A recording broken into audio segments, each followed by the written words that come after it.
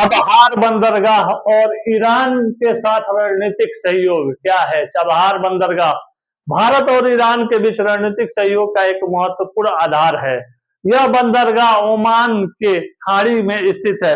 देखिए, जो जो पढ़ाया जा रहा है आप लोगों को, चबहार बंदरगाह, इसमें सवेज नहर और इसमें जो बंदरगाहों का है और रूट पढ़ाया जा रहा है, ट्रांसपोर्ट रूट पढ़ाया जा रहा है, जो रोड वगैरह के बारे में। तो हर हर लेक्चर का कंटेंट अलग अलग है। जैसे एक लेक्चर है उसको 1000 बार लिख सकते हैं, 1000 कंटेंट उसमें डाल सकते हैं आप।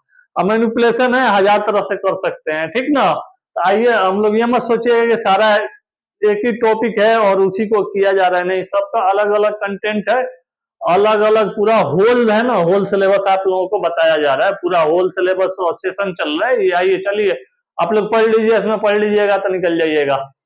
चबहार बंदरगाह भारत और ईरान के बीच रणनीतिक सहयोग के लिए एक महत्वपूर्ण आधार माना गया है और इसका केंद्र जो है ना ओमान में स्थित है। ओमान, ओमान कहाँ है? ओमान की खाड़ी में स्थित है, ये बोलिए। और भारत के लिए व्यापारिक, सामरिक और भू राजनीतिक दृष्टि से अत्यधिक महत्वपूर्ण है। भारत के कनेक्ट सेंट्रल एशिया और एक्ट ईस्ट नीति के तहत चबहार बंदरगाह एक महत्वपूर्ण परियोजना है। चबहार बंदरगाह का परिचय।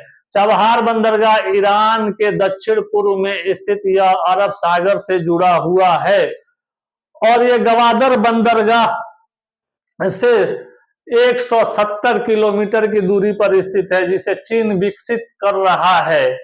और क्यों कर रहा है? व्यापारिक, सामरिक दृष्टिकोण से चीन इसमें इन्वेस्ट कर रहा है। महत्वपूर्ण बिंदु क्या है? महत्वपूर्ण भौगोलिक स्थिति। ओमान की खाड़ी में स्थित यह बंदरगाह भारत, ईरान और अफगानिस्तान के लिए एक रणनीतिक व्यापार मार्ग प्रदान करता है। भारत का निवेश। भारत इस परियोजना में लगभग 85 करोड़ डॉलर का निवेश कर रहा है। उत्तर दक्षिण परिवहन कॉरिडोर INSTC। चबहार बंदरगाह भारत को रूस और यूरोप तक पहुंचने के लिए एक वैकल्पिक मार्ग प्रदान कर रहा है। और इसके साथ आगे हम देखेंगे चबहार बंदरगाह का रणनीतिक महत्व। पाकिस्तान के ग्वादर बंदरगाह पर चीन का प्रभाव से, जिसे चीन Pakistan economic corridor CPEC, China Pakistan economic corridor के तहत विकसित किया गया है।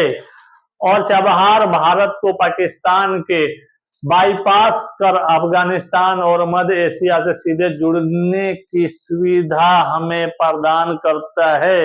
यह हमें सुविधा देता है। भारत अफगानिस्तान और मध्य एशिया के व्यापार के साथ साथ पाकिस्तान और अफगानिस्तान जो एक सीधे तौर पे बंदरगाह के प्रतिबंध को लेकर ये दरकिनार कर दिया, और इसके साथ ही भारत को अफगानिस्तान व्यापार को एक सुगम, सरल तरीका अपनाता है या रणनीति बनाता है, सुगम रणनीति बनाता है। भारत ने चबहार के जरिए अफगानिस्तान को गेहूं और अन्य मानवीय सहायता और दवाएं भेजी थी। भारत ईरान रणनीतिक संबंध।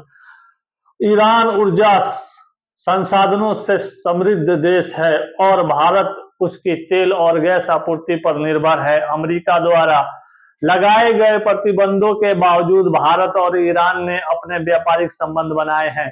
अंतर्राष्ट्रीय उत्तर दक्षिण परिवहन कॉरिडोर INSTC में भूमिका। INSTC एक बहु परिवहन परियोजना है जिसमें समुद्र, रेल और सड़क मार्ग दोनों शामिल हैं। इसमें सड़क भी है, रेल भी है, परिवहन जो है ना, और इसमें सी है ना, सी को भी मुंबई से जब आप कीजिएगा तो दुबई तक जो है ना अंडरवे मेट्रो निकल रही है। मुंबई से प्रोजेक्ट पे काम चल रहा है, देखिए कब पूरा होता है। अभी तो यही सब लगा पड़े हैं देश में लोग। अब आगे देखिए जब काम करेंगे वहां से तो मेट्रो नीचे नीचे निकल जाएगी एकदम। 500 जिस तरह बुलेट ट्रेन ऊपर चल रही है, हमें चले तो नीचे ही चला दे आदमी एक ही बार, यहाँ से पूरा गल्फ को नीचे नीचे जोड़ दे, समझ में। भारत ईरान सहयोग में चुनौतियां। अमेरिका द्वारा लगाए गए प्रतिबंध। अमेरिका ने ईरान पर अधिक प्रतिबंध लगाए हैं, जिससे भारत के लिए चबहार परियोजना में निवेश करना चुनौतीपूर्ण बन गया है, यह हो गया है। हालांकि अमेरिका ने चबहार को कुछ हद तक प्रतिबंधों से छूट दी है, क्योंकि यह अफगानिस्तान के विकास के लिए महत्वपूर्ण माना जाता है, यह माना गया है, यह महत्वपूर्ण है। जो भी लिखिएगा लिख के आइएगा मेंस में आप लोग। चीन और ईरान की बढ़ती नजदीकियां। चीन ने ईरान में 400 अरब डॉलर के निवेश का योजना बनाई है, जिससे क्षेत्र में चीन का प्रभाव और अधिक बढ़ सकता है।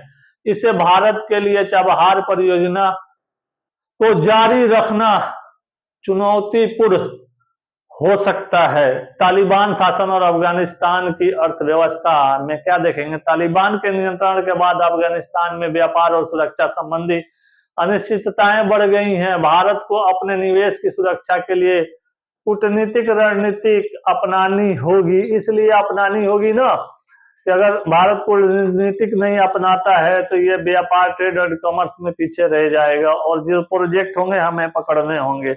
समझ रहे हैं आप लोग? बहुपक्षीय कूटनीति देखते हैं, भारत की रणनीति और आगे का रास्ता क्या अपनाना चाहिए। भारत को रूस, यूरोपीय संघ और अन्य साझेदारी देशों के साथ मिलकर चाबहार परियोजना में सहयोग बढ़ाना चाहिए और वह इन्वेस्ट भी करना चाहिए। INSTC को और प्रभावी बनाना होगा ताकि यह चीन के BRI belt and road initiative का प्रभावी विकल्प बन सके। अमेरिका के साथ संवाद।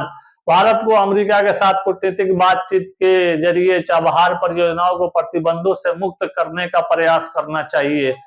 इसलिए कि अगर वो मुक्त कर देगा ना चाबहार बंदरगाह को पूरा, अगर कर दे रहा है तो ईरान है ना, ईरान से हमारी जो है ना, जिस तरह हम बोलेंगे ईरान उस हिसाब से करेगा। और जानते हैं सबसे बड़ा चीज क्या है?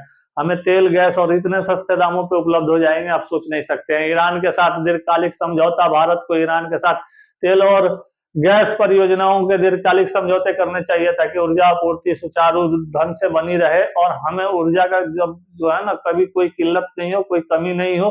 अफगानिस्तान में निवेश। भारत को अफगानिस्तान में व्यापारिक मार्गों का सुरक्षा सुनिश्चित करने के लिए क्षेत्रीय देशों के साथ सहयोग बढ़ाना चाहिए। और इसका आइए थोड़ा सा निष्कर्ष देख लेते हैं। अफगानिस्तान का भी देख लिए, पहले ईरान का देखे और अफगानिस्तान का देखे। अब इसका निष्कर्ष देखा जाए, क्या देखा जाएगा? चाबहार बंदरगाह का हम देख रहे हैं आज।